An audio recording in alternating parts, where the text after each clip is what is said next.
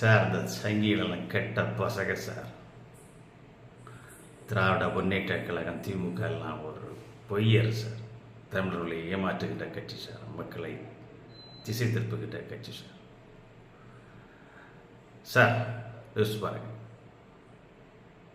தமிழகத்தைச் சேர்ந்த ஒரு வேட்பாளரை ஆதரிக்க மாட்டேன் என்று சொல்லிவிட்டார் தமிழகத்தினுடைய முதலமைச்சர் திரு முத்துவேல் கருணாநிதி ஸ்டாலின் அவர்கள்.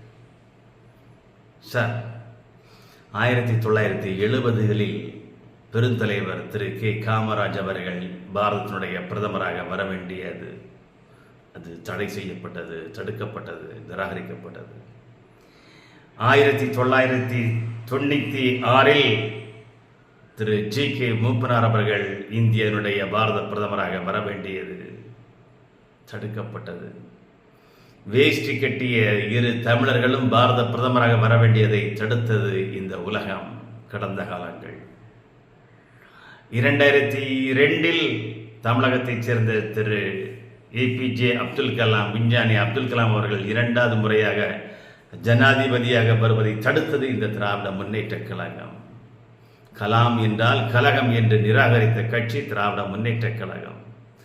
தமிழர்கள் மிகப்பெரிய பதவிக்கு வருவதை தடுக்கின்ற கட்சிகள் காங்கிரசும் திராவிட முன்னேற்ற கழகம்.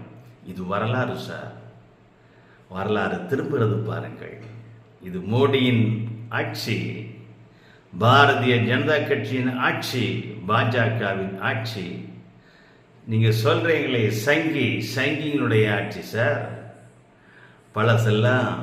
பழையதெல்லாம் நடைபெறாது சார். இது மோடியின் ஆட்சி, பிரைம் மினிஸ்டர் நரேந்திர மோடியின் ஆட்சி.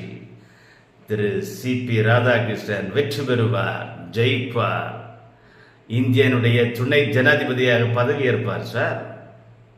இது மோடியின் காலம் சார். இது காங்கிரஸ் காலமோ அல்லது திராவிட முன்னேற்ற கழகத்துடைய காலமோ இல்லை. இது சங்கிகளின் காலம், நல்லவர்களின் காலம், பாஜகவின் காலம், மோடியின் காலம்.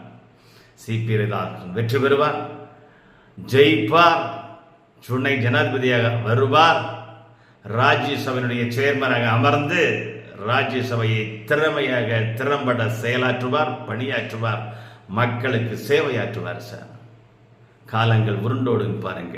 திராவிட முன்னேற்ற கழகத்தைச் சேர்ந்த நண்பர்களே, தலைவர்களே, மந்திரிகளே, எம்பிக்களே, நீங்கள் திரு சிபி ராதாகிருஷ்ணன் அவர்களுக்கு வருகைக்காக காத்திருப்பீர்கள்.